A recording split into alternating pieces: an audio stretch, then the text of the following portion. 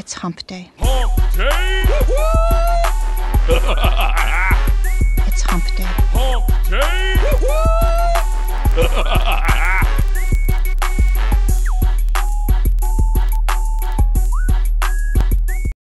And welcome to Hump Day Hangouts episode 103. We're very close to 104, 1 week away. Let's say hi to everybody real quick. I'll start at the end on my screen, who I see, and start with Chris. How's it going? Doing good. How are you doing? Can't complain. It's, well, I guess I can complain if I wanted to, but it's actually kind of nice here. It's just cold. So I'm waiting to hear the weather report from Marco. It's winter has officially started here. So, Hernan, how's it going? Hey guys, hey everyone. It's really good to be here. I'm excited for today, 104, a lot of stuff going on, so this is going to be a great episode. Awesome. Oh, Marco, let's get the weather update. Man, I'm sorry to say that it's still warm in Costa Rica. Sorry, man. I can't help it. It's about 85 right now. Rain is rolling in though, so it'll go down to about 80. Well, once the rain goes away, I can go take a dip in the pool. You know how that goes. That's good. You got to suffer for a little bit so you can enjoy the good parts. So. Yeah, that's how it goes, man. Such a tough life. Isn't it? Oh, man. Bradley, how's it going? Good, man. Glad to be here. Good deal. Well, hey, before we get started, everybody, I wanted to go real quick. Obviously, local Kingpin just launched, so that's going really well. But I think a lot of people might not be aware that we're also going to have. So for people who decide that the local lead gen and on-demand traffic generation is for them, that we're going to be doing update webinars as part of the course. So you guys are obviously here watching Hump Day Hangouts. So you know we like to do webinars and we like to do training. But Bradley, do you want to tell them just a little bit about kind of what you're going to be doing with these update webinars and why they're there? Sure. Well, we're going to be adding, or I'm adding, a second case study. I actually started setting that up today, so I'll be adding additional videos to the training. Guys, it's a one-time purchase, but I'm going to be continuing to update the training over the next probably 3 months or so, because I'm still learning on how to improve the AdWords campaigns. And so as I continue to learn, I'm going to share that with you guys, or whoever, all local Kingpin members. Because I'm not 100% satisfied with where it's at now. Even though I've already gotten a lot of really good responses for where it's at, I still think it can be better, and so I want to make it better. And so I'm going to continue to add training inside the members area, but then we're also going to have probably at least 3 update webinars that are probably spaced out at least 3 or 4 weeks apart. So over the next 3 months, we're going to have an additional 3 webinars, which will be kind of like Q&A, where members can ask questions about specific issues they're having and that kind of stuff. And that goes for the Maps Kingpin upgrade too, which is kind of like the Maps SEO part of it. That's all going to be, all of that's going to be updated, the front end product and the upsell, if that makes sense. Awesome. All right. Okay. And then on top of that too, we're also going to be giving people an additional custom ClickFunnels template to be using for local lead generation. So we're going to be adding that in there, and I think I'm going to talk Bradley into putting it to use, and so he'll be able to give you guys back some analysis on it. Well, shit, if you get it done quick enough, I can use it on this next case study. Awesome. Yeah. All right. Well, it should be done tomorrow-ish. So we'll see. I'll be setting up ads this weekend for that new case study. So if you have it done, you can share it to my ClickFunnels account, and we'll be good to go. Awesome. So yeah, it's gonna be done by some unnamed ClickFunnels certified partner. They're gonna knock it out, and we'll get it done. Weird, I hear. Yeah, some weirdo. So, well, we got one more. Marco, you want to tell everybody about the event coming up next week? Yeah, as I mentioned last week, we're gonna have CT Fletcher on for an hour and a half.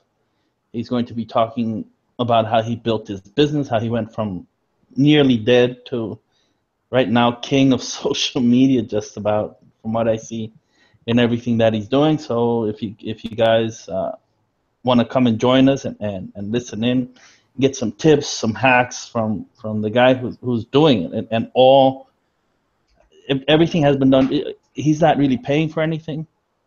It's all organic. It's all just him producing content and getting people to like his stuff, share his stuff.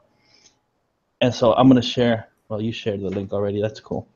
I was going to share the link, but the press release is going out early tomorrow.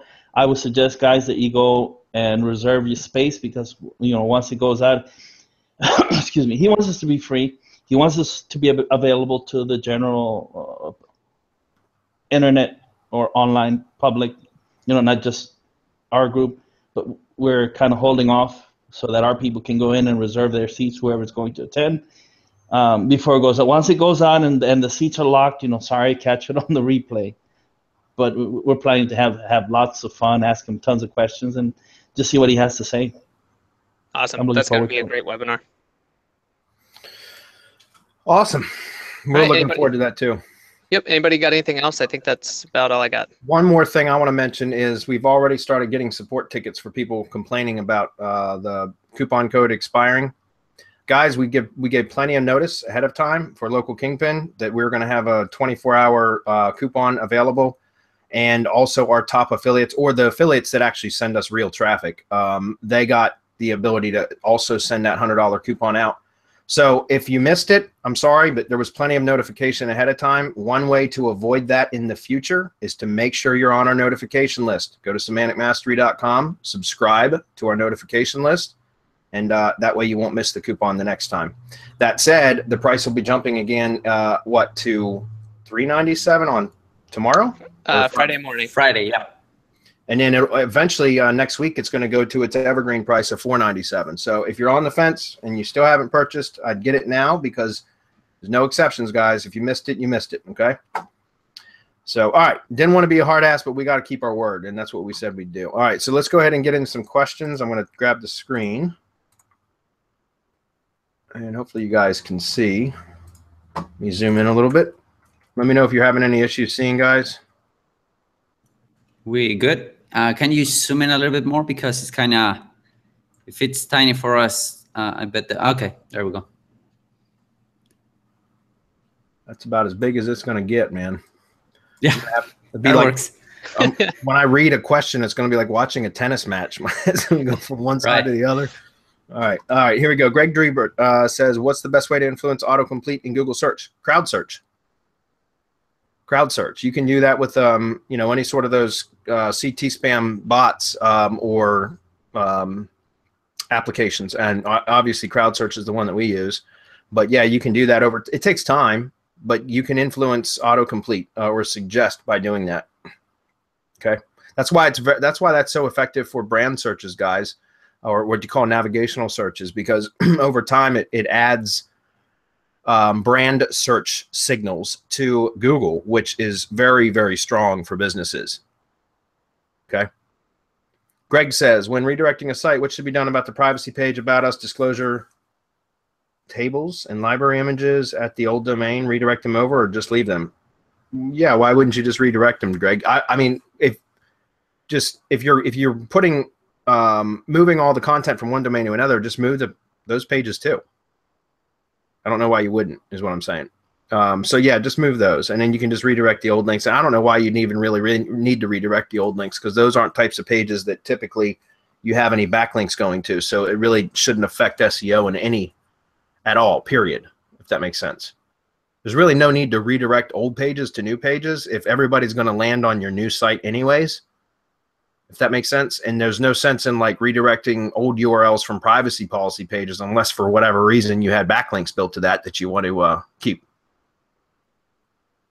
After redirecting, I could not use the inform Google of address change function inside of Search Console, as it needed the old homepage to exist, and I have already redirected it. I instead use the fetch as Google and index the page button. Is this a good idea? And can I do that for all redirected pages? It would be only 10 pages. Thanks. Yeah, sure, you can do that. There's no problem with that. I mean, just changing the site address isn't really that big of a deal inside of Search Console, because you just add the new site once it's added, or once you've got it set up, and it's just a new property. That's all. Okay.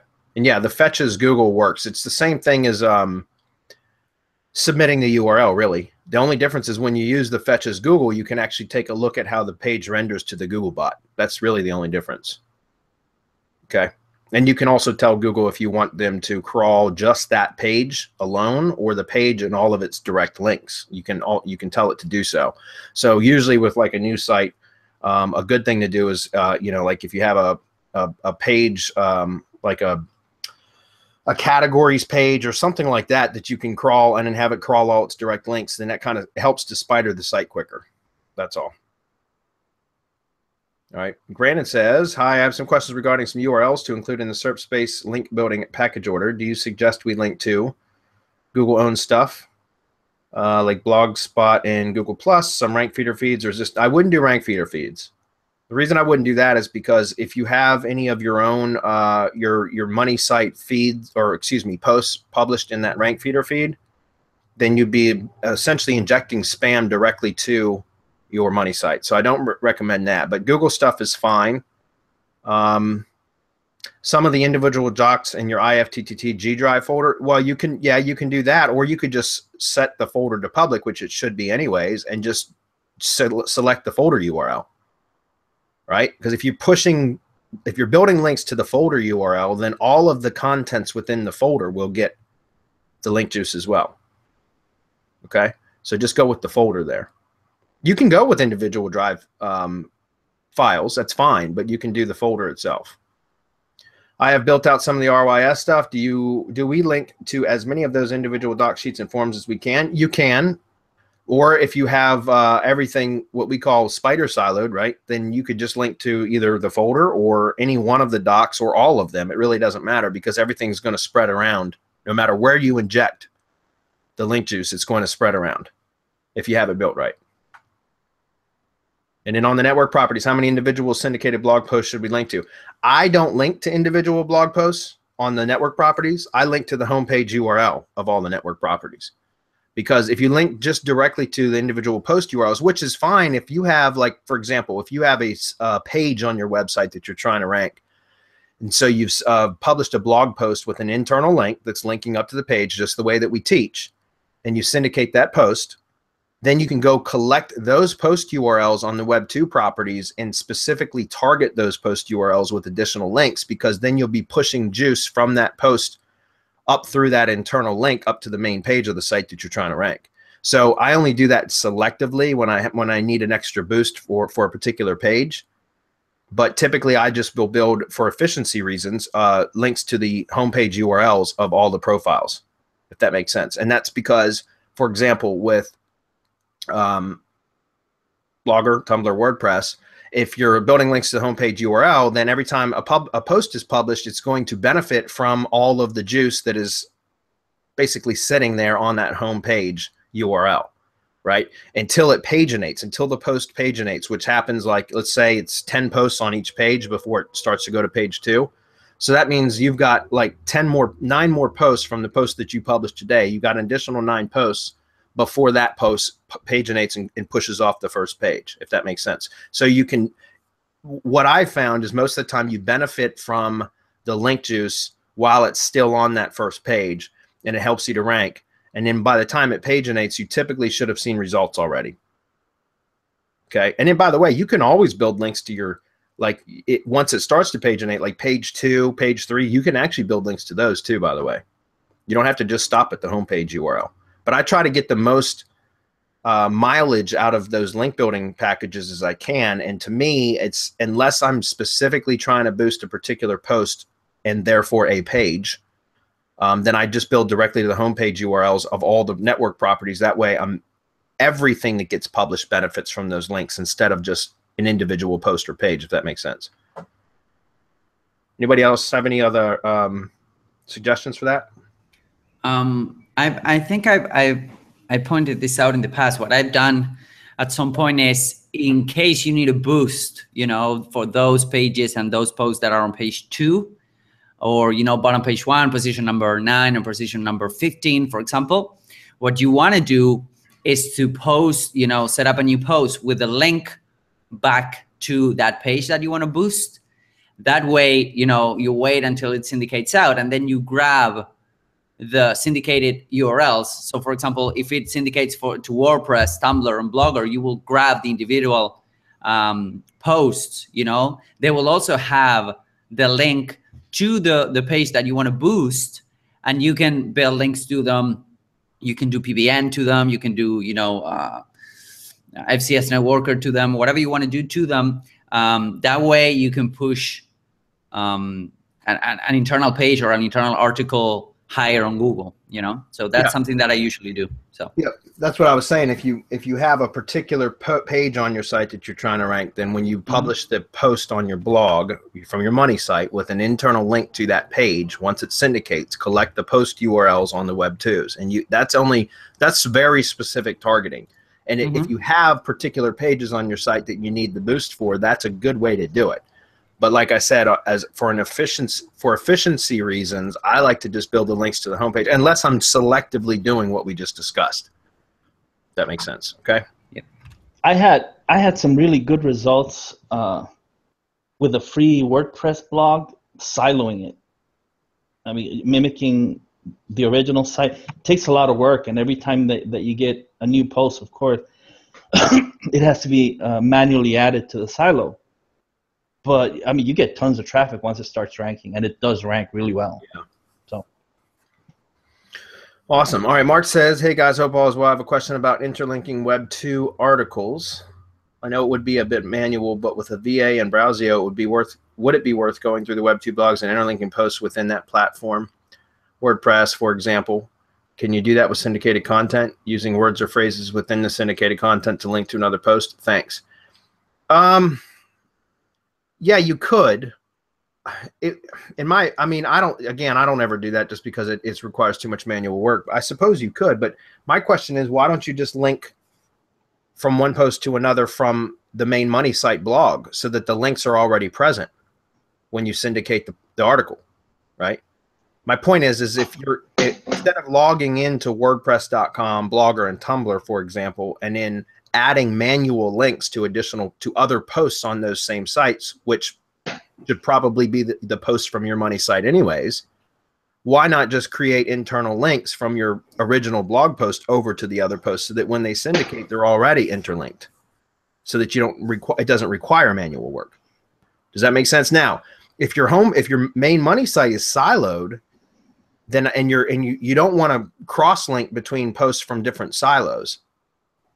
Okay, you don't want to do that because you'll bleed the theme of the silo. But if it's a flat site and it's not siloed, then I wouldn't worry about it. You could relink, or if you're going to link to other posts within the same silo, then that's absolutely fine to do. But my point is if you can avoid having to have that second step of going in and actually manually adding links, if you can do that on the front end when you publish the first post, then I would knock it out there. So yes, Mark, you can do that, but I would recommend doing it from the blog or from the money site blog itself, and you can interlink within the same silo to other posts in that silo, or I wouldn't interlink between silos though. And if you're going to do that, you can do it with no follow links. If that makes sense, and that's more of a navigational thing. That's more of a link for a visitor than it is for SEO. Okay, but the no follow links, I mean, between silos. All right, Dave's next. He says, "Thank you for allowing me to ask a question. Forgive me if this is a little long, as I'm just a little confused. Hi, I was going to invest in IFTTT 2.0, but I'm a little confused now. According to this above course on local lead generation, local kingpin, I'm guessing IFTTT 2.0 course is not that effective anymore, as Google has now altered its ranking system." That's not the case, Dave. That's not the case at all. It's a good question. So, but that's not the case at all. It's not that IFTTT is not effective. The whole point of the local kingpin training course is to generate traffic on demand without having to do a bunch of SEO work. SEO is still absolutely effective for generating leads. Now, organic SEO for local leads isn't nearly as effective as it used to be, because you have to pass by as many as 7 other listings before you ever get to the first organic listing. That was the whole reason why I started learning how to use AdWords, was because my organic call volume, my call volume from my organic listings only had dropped as much as 60%. And so that took a serious hit in my revenue. So I decided I had to figure something else out. And not every lead gen property has a maps address, right? There's a lot of lead gen properties that had been generating revenue for me that didn't have a physical maps location. So I wasn't able to rank in the 3-pack, right? If you're going to focus on just SEO for generating leads, then I recommend that you focus on maps SEO, and that you try to rank in the 3-pack, because the organic rankings aren't generating leads for searches with local intent that show a map. Okay, they're not nearly as many. You'll still get some leads, but not nearly as many. So I recommend, if you're going to be doing local lead gen, that you focus, and SEO is going to be your primary method, that you focus on maps alone, which IFTTT SEO Academy will help you to rank in maps.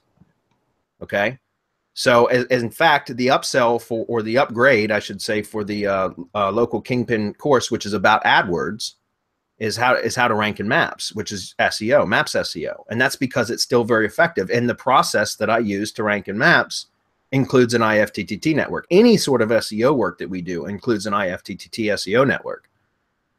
Okay.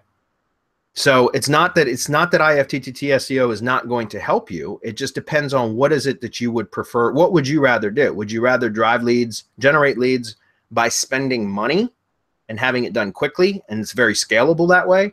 Or, so it's like, do you have more time or more money?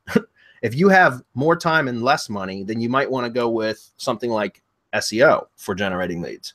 But if you have more money and less time, you might want to go with AdWords for generating leads, right? So it really just depends on your own personal preference, where you are, and like what resources do you have available. Okay. Yeah, So if I can add to what, sorry, Bradley, but if I can add to what you were saying, the main point and the main goal of Semantic Mastery, we as a group, is that you get profitable and you get results. And SEO IFTTT V2 works extremely well. So does AdWords, and so does Facebook advertising. We have been talking a little bit about that on our last mastermind, and there's potential to make a course about that. So the idea is not to pick either or, but rather use every tool at your disposal to grow your assets and to grow your company. We would be doing you a disservice if we would say just do SEO, because that's not how it works. The idea is that you get results, and one of the best way to do that is to combine traffic sources, because that will give you more independence and that will give you more freedom, and and all of those kind of things. So I just wanted to say that Semantic Mastery is focused on giving you results. It doesn't really matter what you do. Of course, SEO works. Even if you do 100% paid advertising, we will still tell you, okay, do some SEO, because that's a long-term, mid-term relation, traffic source and relationship within the two. You know what I mean? Yeah. Yep. And that's a good point, because, for example, with AdWords, let's say that your cost per acquisition for a lead is, $35, which isn't, it depends on what kind of service you're in. But for me in my business, the tree service industry, that's actually a good price for acquiring a lead, right? So let's say $35 is my cost per acquisition, because all I'm doing is AdWords. However, what if I can also rank in both maps and potentially organic listings as well?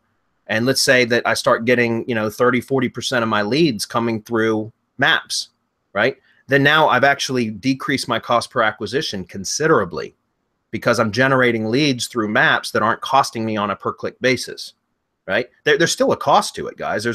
Everybody says free SEO traffic. Bullshit. There's no such thing as free traffic. You have to put work and effort in. It's either time, work, or effort, or all of the above. So there is no such thing as free traffic. You still have to put work into it. So again, it really just depends on what you're saying. What Hernan, or what your resources are, and what Hernan just said is absolutely true. Do as many traffic sources as possible, because that way you have a much more diversified traffic source. You don't have to rely on just one. If you just rely on SEO and something happens, Google changes its algorithm tomorrow, and you lose that site, you've just lost that stream of revenue. And that's why I think supplementing even with AdWords now is critical for any sort of local lead gen business, because there is so much volatility in SEO that, and we never know what's going to happen. It's becoming increasingly complex, so that it's, in my opinion, why not go ahead and scoop up traffic from all sources that we can? And I stick specifically with like YouTube and Google and Maps, right? But one of the things eventually I'd like to get into is learning how to generate leads, local leads, using Facebook ads. If I ever decide to start doing Facebook ads, I have a Hernan though. So So he does all that stuff for us. In fact, we may end up doing a training course about that at some point down the road, in which case I'm anxious to take it. So. All right, so for the rest of that question, I know there will be a lot of hard work put in by myself to rank websites and study for formula, but will it be as effective as it initially was? Yes, it still is. What kind of results have your students been getting in terms of remuneration for ranking websites? I know we've got a lot of really good testimonials in the IFTTT SEO group. So, you know, our students are getting, anybody that implements that and they do it right usually gets results. So yeah, I was going to say, you can go to the IFTTTSEO.com, the sales page for IFTTT SEO Academy, and check it out. Those are real. The stuff we put up there of people having results. So we've got some examples right there. How profitable can I get? I can't tell you that, Dave. I wish I could. But, you know, it just depends on how you're running. What are your expenses? You know, how are you monetizing your leads? Who are you selling them to? What are you selling them for? There's way too many variables. But, you know, I mean, a good lead gen site, it just depends. My lead gen sites, my average on my tree service sites that are SEO based only, I don't have an average for my AdWords funnels yet because it's still too new for me. I don't have enough data for me to be able to determine what my averages are on those. But for my SEO sites that are mainly ranked in maps for the tree service stuff, I have an average of about $400 per month per location. And that's because it varies widely. For example, I've got some that, you know, I might only get 2 or 3 jobs out of an entire month. And so those lead gen properties aren't making but, you know, maybe a couple $100 a month, if that, sometimes not even that. But then I also have other properties that generate, you know, $1,200, $1,500 a month. And so the average comes out to be across all the different sites that I have roughly about $400 per site per location. So the trick there is to build many, many, many of them, right? And I love that, guys, because every single one of those is an additional stream of revenue. So that if some of them get hit by, you know, slapped by Google or whatever, I still have a whole bunch of others that are generating revenue, right? It's diversification. Something else real quick, I realized too, I don't think that is on the sales page that I'll be updating soon then, is that you did the monetization webinar. So inside of the training, there's actually at least one webinar, if not 2, I forget, but that speak directly towards how you can monetize these. Yeah, it wasn't a webinar. It was just a training video. Monetization models. I actually just added that yesterday. So, but we'll be talking more about that again in some of the update webinars. So, or are you talking about inside of IFTTT SEO Academy? I'm sorry. Yeah, sorry. Yeah, you've done at least one dedicated to it, and there might have been a couple other places. Yeah. I'm sorry. I thought you were talking about local kingpin because I just added monetization models training to that yesterday. So, okay, Ashley says, hi, you are great. Okay, I'll +1 that.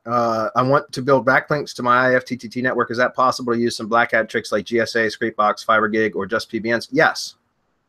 Absolutely. What we recommend is that your first tier of links, so your first layer of links to your IFTTT network properties, you keep them clean. In other words, don't use like kitchen sink spam. You want to do like contextual links from usually properties with some higher metrics, themed if possible. And then from there, you can throw kitchen sink spam at that first layer of links, that first tier. But you don't want to burn your IFTTT properties because you want to treat those as, they are like an SEO firewall, guys. That's in part why we use them. But at the same time, they are extensions of your brand. So you don't want to just spam them to death.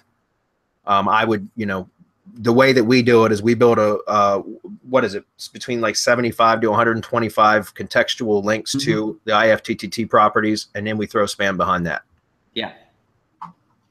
Yeah, that's the case. I mean, you don't want to burn them. So do not throw, I don't know, a couple 100,000 directly to the IFTTT networks, but just use, because we have had greater results in terms of metrics, in terms of rankings, by adding a layer of contextuals in between. That's exactly what we are doing on our IFTTT link building service. You know, that's the structure of it. You get a handful of links per IFTTT property backed with spam. So yeah. Yeah, and again, you can use any of those tools that you just mentioned. That's fine. Okay, Ben says, a client getting questions, starting with little to no resources. If you had to have an SEO client by next week, what would you do to make it happen? Me, video email. So what I call V-mail. That was how I first started off getting clients when I first branched out from just doing lead gen and started landing like clients as client consulting work.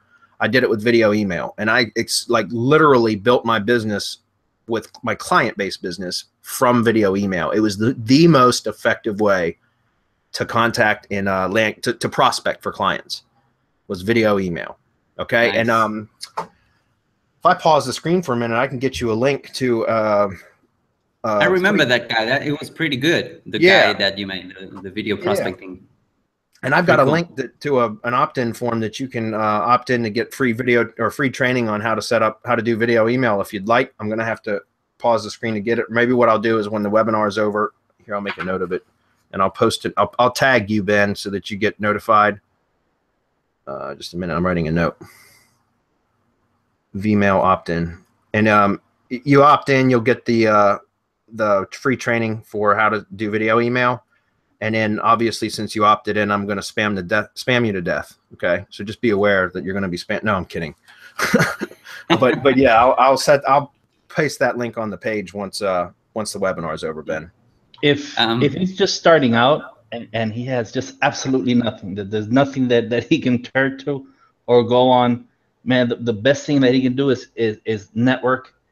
In other words, just get out to his local business owners and let them know. Let me get this right. Find out who they are. Find out what they need. Well, you know what they need. They need more money. Yeah. You need to figure out how to let them know that you can make them more money without really hammering them over, because they've heard the pitch before. So, I mean, that's the thing. Get out there, get yourself known, make up some business cards, man. Bradley has said it before. Fake it till you make it. So you can put on the SEO expert or however it is that you want to brand yourself. But you have to make people aware that your brand exists, what it is that you do, and how it is that you can help them. So get out there, hit the pavement, let them know, you get your business cards out there, get known. And I think that gets some positive results. It's worked for me. I've used Craigslist. I've used just about everything there is. When I needed a client, I mean, I've gone to Craigslist for gigs, and I've bid on jobs that have been posted, Upwork. I've done it all when I needed a client or when I wanted a client to test something. Personally, I didn't find a whole lot of good results with going to business networking meetings, like meetup meetings and stuff. I ended up spending more damn time just driving back and forth to the meetings and having to buy bullshit breakfast at IHOP or whatever, that resulted in such little client work, although it just got me out of my comfort zone and talking about my business. And again, everybody's going to have different results. I'm just saying, personally, from my experience, the best results I got was from video emails, and that's selecting, potential clients or whatever, particularly in a niche that you want to work in, and then just crafting a video where you're analyzing their property and not criticizing it, but explaining how it could be improved upon, that kind of stuff, and then sending those personalized emails to the owners or to the business, preferably the owners if possible. And I found, and kind of a hybrid model of the two worked, whereas I would go to the networking meetings and collect business cards and then follow up with those people using video emails. And now that was a kind of a 1-2 punch, and that worked well too. Nice. Now I'm going to hop in here, and I may get slaughtered on this one by you guys, but I don't care. I'm going to say it anyways. Do two things at once. Do what they're saying, and then while you're looking for that, find somebody, hopefully somebody who's got a business, just do some work for them to get some results. Get a testimonial from them. Put yourself out there and do something good for them. It doesn't have to be ranking their website on page 1. Just, can you help them with their social media? Can you help them with their content? Can you do a site audit? Do something and get a testimonial from them, because nobody's going to want to hire you if you don't have anybody that can refer you. And that's where the real work's going to start coming in, when people start referring you. Yeah. Mm-hmm. Yeah, I love this. And if I may add, a couple of things that have helped me tremendously are to leverage communities like discussion forums and Facebook groups, for example. And as Bradley was saying, you can really pick what kind of Facebook groups or what kind of communities you're joining. And for example, let's say that you want to work with realtors. join a realtor group and do not try to teach them real estate. You know, try to help them with digital marketing or SEO in your case. It's amazing. If you add value over there, it's amazing the amount of work that you can get, because those people are usually trying to get, you know, you will not try to sell them anything, but just be helpful. You know, as Adam was saying, try to do something for them. And it's amazing the amount of contacts that you can get, because those people are actually there, really engaged with the topic. And most of the cases, they're really desperate about finding somebody that they can trust. And the reality is that you can build that trust by actually helping people on those forums or those Facebook groups.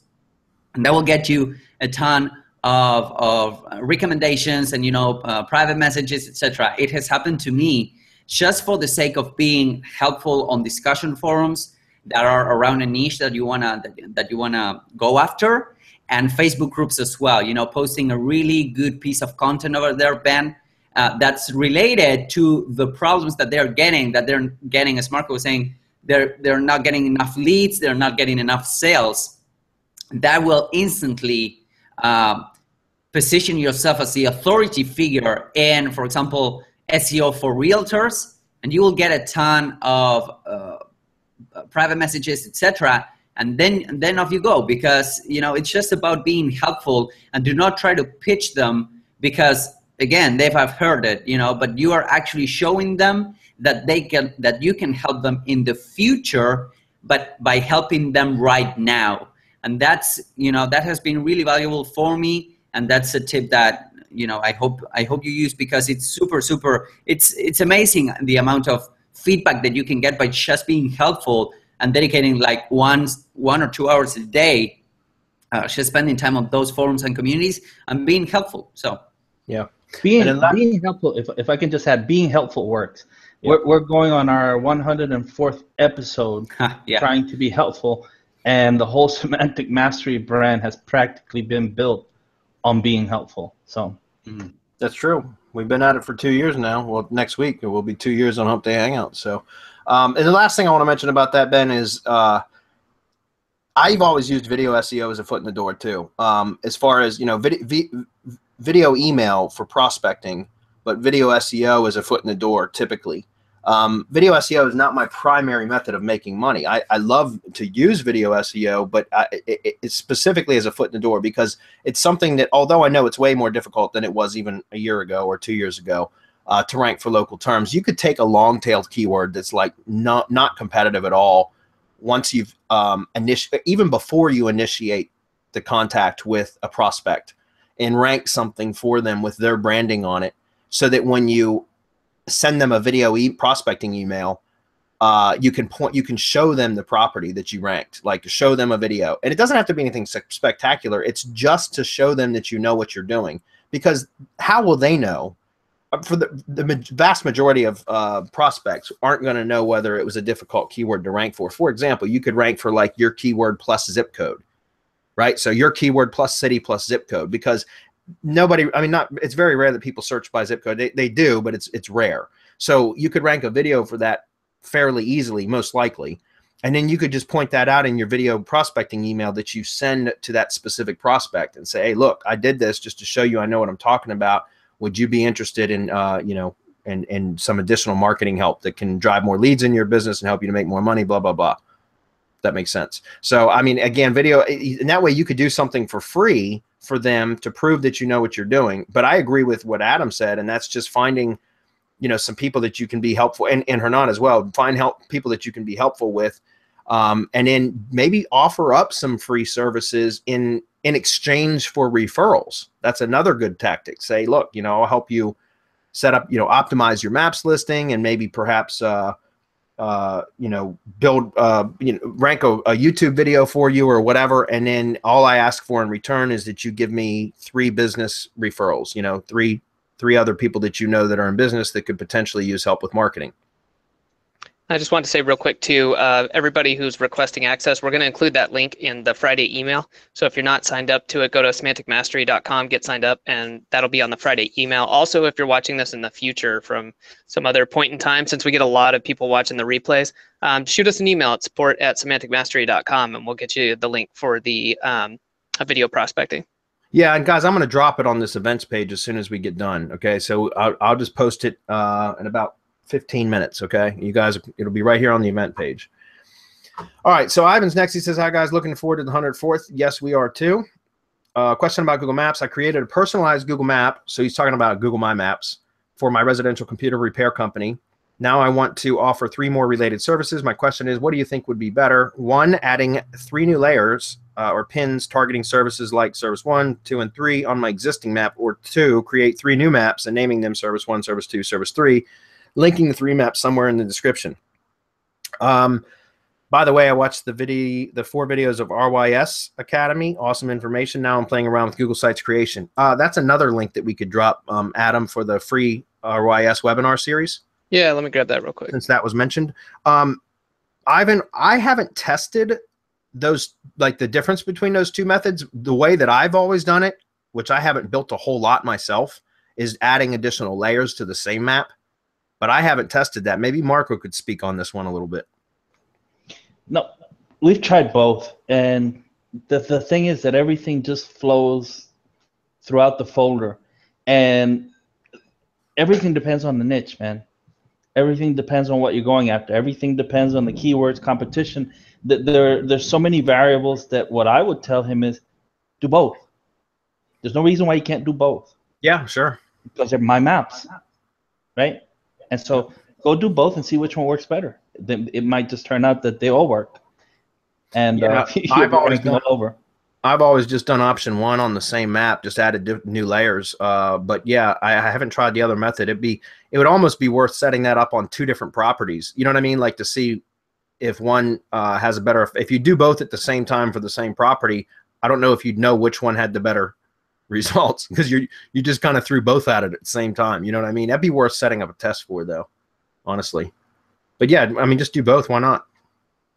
So Sky's up. He says, if you have time, can you briefly go over how you would use systrix.com and what additional info you would add to improve SEO? Are you talking about for video object? Yeah, apparently that's what he's talking about. You know, oh, that's schema.org. The Systrix tool for videos is the only time I've ever used it. It was for video objects. Let's see what they got. Is it thinking? What the hell is it doing? Okay. Let's see. Anyways, there's the video tool on here somewhere. And that's the only one that I've ever used. The only problem that I find with it is it kind of screws up the formatting of your posts. If you try to include this like in a WordPress post, it gives it some strange formatting. And I guess it has to do with like CSS conflict or something from the microdata. I don't know. I'm not a coder. Does that sound right, Marco? So I'm not talking out of my ass. That's probably it. Okay.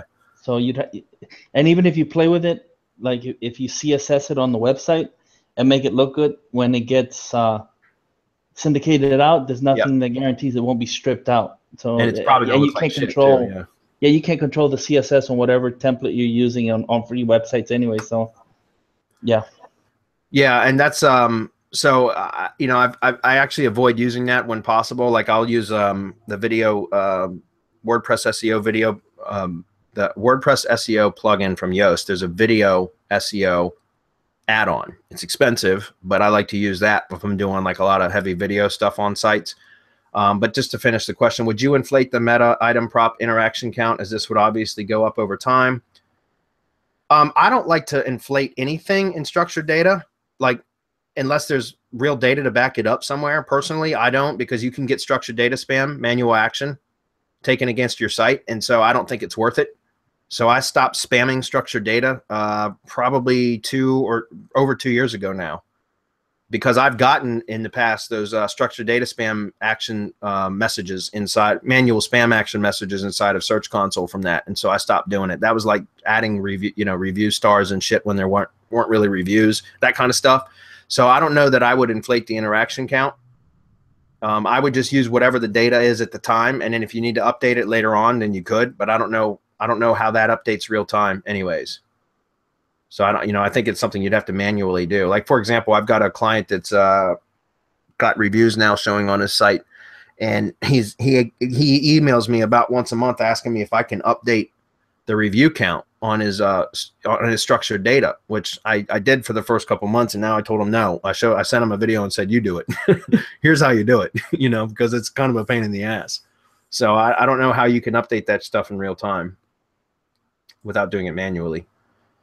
Would you use an H3 tag rather than the default H2? I don't know, Sky. I haven't tested if one is more effective than the other. I typically would just use whatever like the output is. For example, the Citrus output. I stopped using it though, like I said, because microdata doesn't work nearly as well, guys, as JSON LD. JSON LD is the preferred method. Even Google says so now. That's what Google prefers over microdata. Microdata was the start of structured data, guys, because it was a way to mark up objects without having, you know, on a page. Because microdata is like HTML markup. Okay, it's structured data markup, but it uses like HTML elements to do it.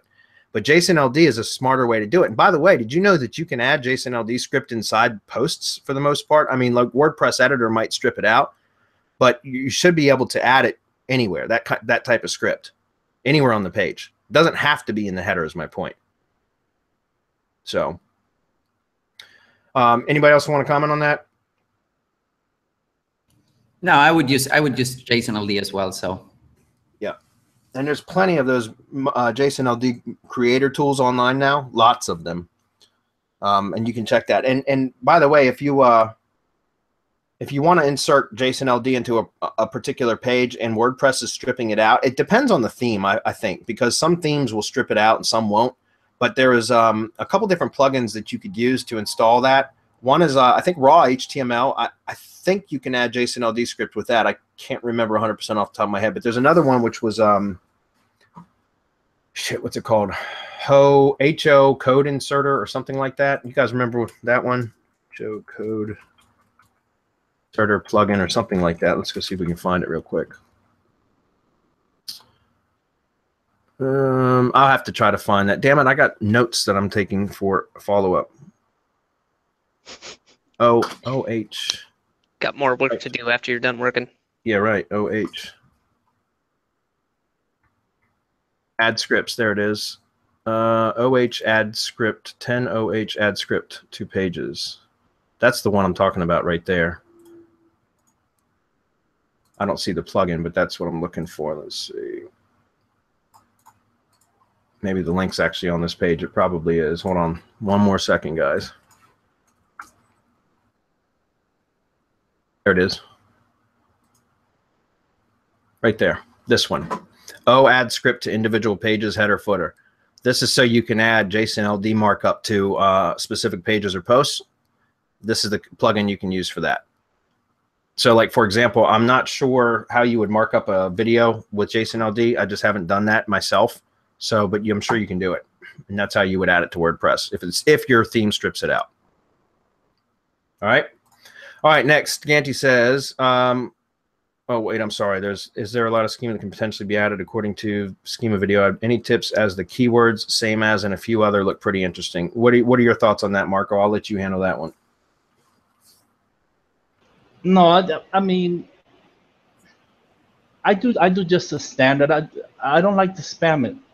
A lot of people tell you that, and I've seen it said that more is better, especially if you go to like schema.org, they tell you that more schema is better, but there's a point, and I think you're one of the people that found out, where Google says, no, you're spamming your structured data and do that. And so why? There's really no reason to inflate the interaction count. There's really no reason to add any of that other stuff, keywords and all of that, because you're taking care of that through your content silos and everything else anyway, right? And the video, if you're getting the transcription, then you have plenty of content. I don't know why you would want to do keywords. Same as maybe spam my map instead of a video. Add schema the way that we do in Maps Powerhouse. Yeah. Add schema that way if you want to spam, where at least you're protected a little bit.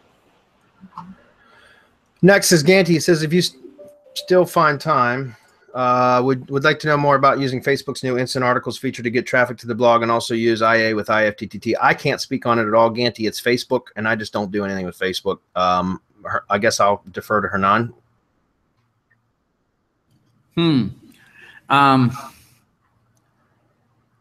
That's a good question, Ganti. I haven't used it yet, instant article Facebooks, unfortunately. I know there was a big launch of some product this week that had to do with that stuff. So. Yeah. No, Ganti, I'm sorry. I haven't used that. I'm still getting used to messenger ads. those ads that you click on that you click on them and you get a message on Facebook Messenger. You know, those are pretty cool. And I'm starting to experiment a little bit with that, but I haven't. I'm sorry, Ganti. I haven't got the time to go through it. I'll try to, investigate a little bit with it. And maybe if you can trigger a Facebook page, you can use IFTTT Facebook, IFTTT native Facebook channel to trigger the automation. You know what I mean? Yeah. But that will link back to Facebook. I don't think that's the best use of your IFTTT network, unless you want to publish content only, which would be fine. But we will need to dive into that a little bit more. So.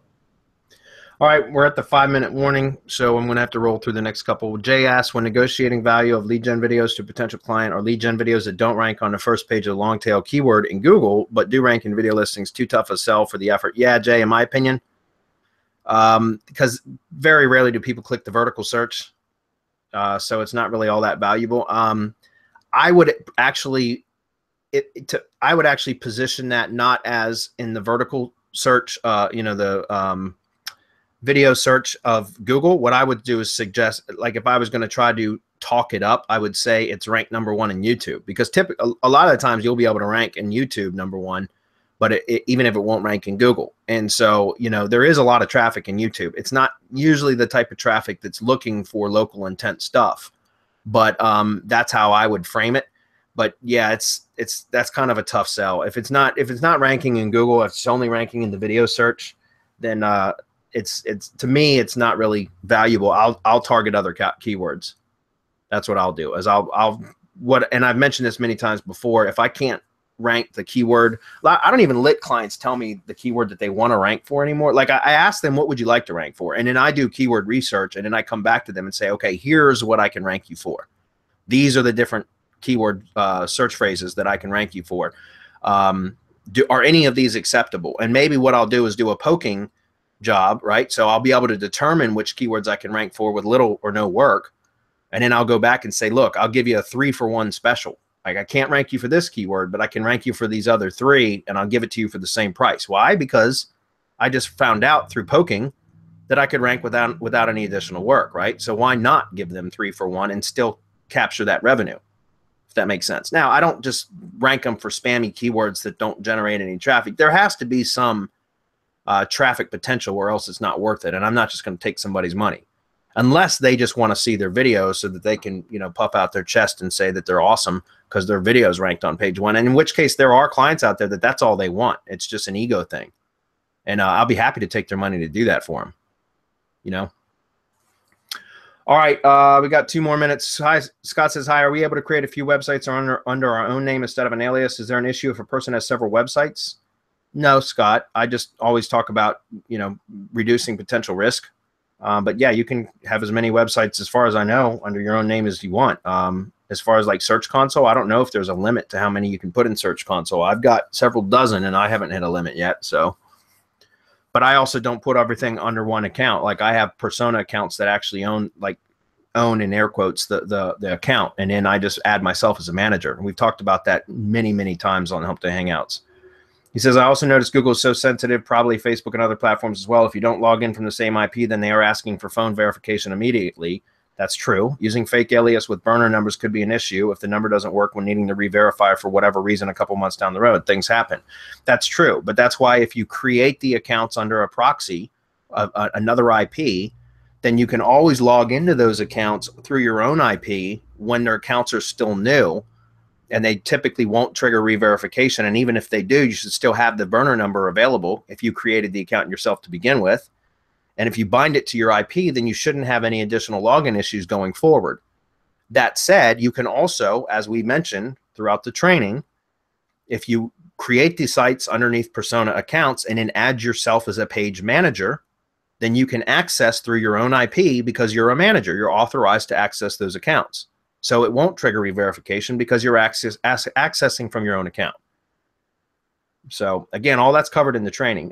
You know, if you want to put everything underneath your own profile, you can. Just be aware, if anything ever happens to your profile, you're going to lose all your assets. So it's up to you as to how much risk you're willing to handle. All right, we got to go, guys. I really wish we could have got to the rest of the questions. I'm sorry we didn't. I'm going to go find that link and drop it on here for the video prospecting the Vmail course, guys. It's free. It was something I put together like 4 years ago, I think it was, before I was in a partnership with two ladies. We were doing real estate branding. So just, you know, it doesn't have semantic mastery and all that, but the training is still valid. And that's all that matters. So I'll drop the link here, and then we'll see IFTTT SEO Academy members in about 5 minutes for the update webinar. Got some pretty cool things to show today, and then we'll see everybody else next week. I was going to say, too, real quick before we hop off, we also got the podcast, guys. Check it out on the website. Me and Hernan will kind of crawl through here and try to answer some of them, and Bradley's been known to come back every once in a while and answer a couple questions. So if you revisit the page, you might see some stuff. But, yeah, be sure to check out the podcast, and we'll see you guys later. Okay, everybody. Bye, everyone. A few minutes from Bye. SEO.